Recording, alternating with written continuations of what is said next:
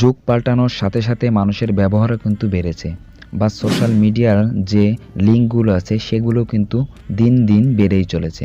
যেমন ফেসবুক থেকে WhatsApp, Messenger বা ইমো দিন দিন কিন্তু বেড়েই চলেছে।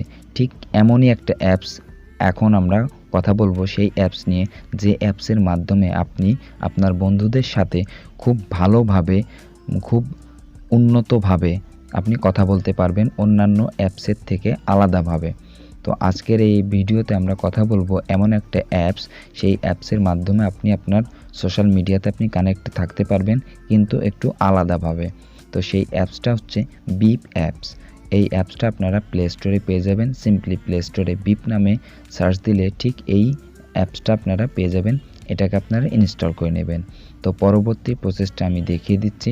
তো দেখিয়ে দেওয়ার আগে আপনাদের কাছে একটাই অনুরোধ, আমার চ্যানেলে যদি আপনি নতুন হয়ে থাকেন তাহলে অবশ্যই সাবস্ক্রাইব করে পাশে আসা বেল আইকনটিকে অন করে রাখবেন।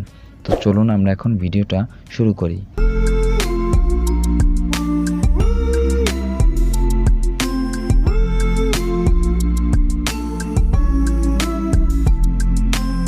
তো সর্বপ্রথম আমরা এখান থেকে বিপ অ্যাপটাকে ওপেন করব। তো ওপেন করার পর আমাদের সামনে ঠিক এরকম একটা ইন্টারফেস এখান থেকে চলে আসবে। আমরা নিচে একটা অপশন পাবো গেট বিপ, তো সেটার উপর আমরা ট্যাপ করব। তো ট্যাপ করার পর এখান থেকে নিচে কন্টিনিউ উপর ট্যাপ করব। তারপর এখান থেকে যে পারমিশনগুলো থাকবে সেগুলোকে অ্যালাউ করে দিব। তারপর এখান থেকে আপনি দুইভাবে এটাকে অ্যাড করতে পারবেন। একটা হচ্ছে আপনি জিমেল দিয়ে অ্যাড করতে পারেন, অথবা এখান থেকে আপনি আপনার ফোন নম্বর দিয়েও অ্যাড করে নিতে পারেন। তো আমি এখান থেকে ফোন নম্বরটাকে অ্যাড করছি। তো সিম্পলি আপনি আপনার পছন্দের যে কোনো একটা ফোন নম্বর দিয়ে অ্যাড করতে পারবেন। তবে শর্ত হলো সেই ফোন নম্বরটা অবশ্যই অন থাকতে হবে, কারণ সেই ফোন নম্বরে একটা ভেরিফিকেশন কোড যাবে, সেটাকে আপনার এখানে অ্যাড করতে হবে। তো সিম্পলি আমি এখান থেকে আমি আমার ফোন নম্বরটাকে অ্যাড করে নিচ্ছি।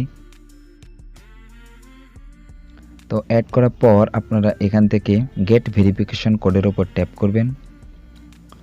তারপর এখান থেকে আপনারা ইয়েস করে দিবেন।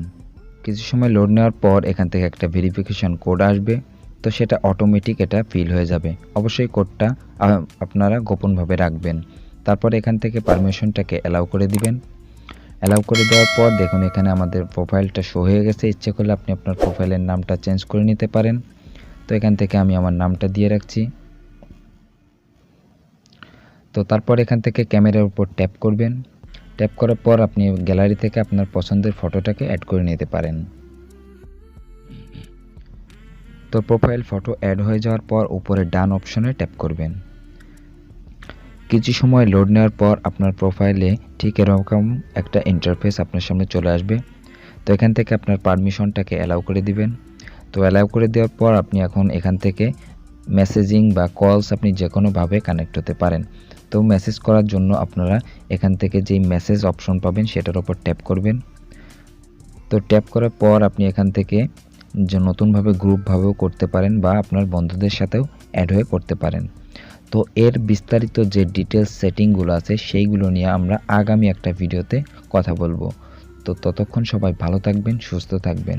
আর আমার চ্যানেল যদি আপনি নতুন হয়ে থাকেন তাহলে অবশ্যই চ্যানেলটাকে সাবস্ক্রাইব করে পাশে আসা বেল আইকনটিকে অন করে রাখবেন, কারণ পরবর্তীতে যে সেটিং নিয়ে আলোচনা করব সেটা দেখার জন্য অবশ্যই আপনাকে নোটিফিকেশন বেলটা অন করে রাখবেন। তো দেখা হচ্ছে পরবর্তী কোনো ভিডিওতে।